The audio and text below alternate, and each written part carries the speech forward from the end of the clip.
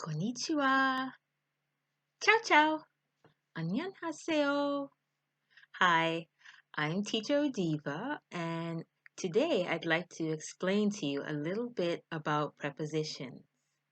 There are so many prepositions in the English language, and they are the tricky little words that become before a noun or pronoun, and they try to give you an impression of a spatial relationship in terms of where something is physically or where something is in time.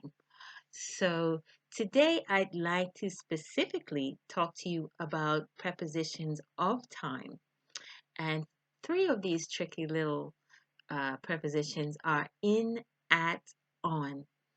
And I find many of my students struggle with this because it can change even according to what country is speaking. There will be differences in the use of prepositions between the British and American vocabulary, but it's not such a big difference. But let's take a look here. Okay, so at, in, and on. All right. So he always gets up at 7 o'clock in the morning. Our flight leaves, our flight to London leaves on the 2nd of July. Sharon's birthday is in January. My grandfather was born in 1953. I stayed up really late last night. I went to bed at midnight. So you ask yourself, okay, how do I know which is the correct preposition to use? But it helps a lot if you can actually visualize the relationship between the subject that you're talking about and the preposition. So I have a little chart for you here. Let's just take a look. Okay, so in the example before, we talked about a birthday being in a specific month or in a month. So it's not specific if you say my birthday is in June. In that case, you're just giving a general idea of when your birthday was. If you said that your birthday was in 1985, you're giving everyone a general idea. You haven't specifically told them if it's on in January or on the 5th.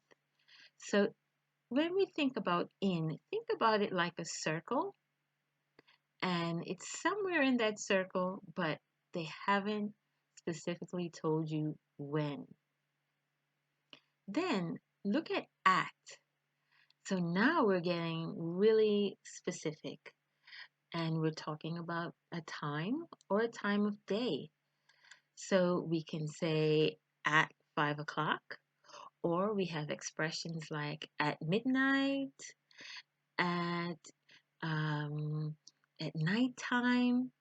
So anytime you're thinking of something in relation to a specific time at noon, then you can use the expression at. Okay? And finally, let's take a look at on. So on is looking at a very specific day. And what I tell my students as a hint to remember using on whenever you have an expression that ends with day, then you can use on.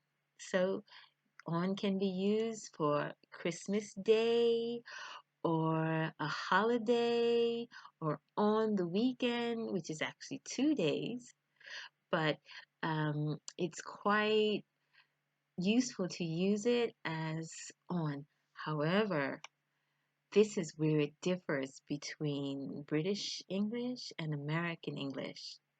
So you see here that on the weekend is used in American English, whereas British English says at the weekend.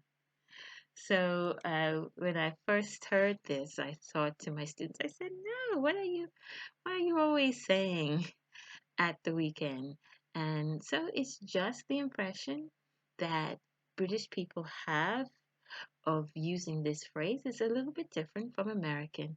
But I'm sure if you're doing exams, they're not going to take a lot of points off for this.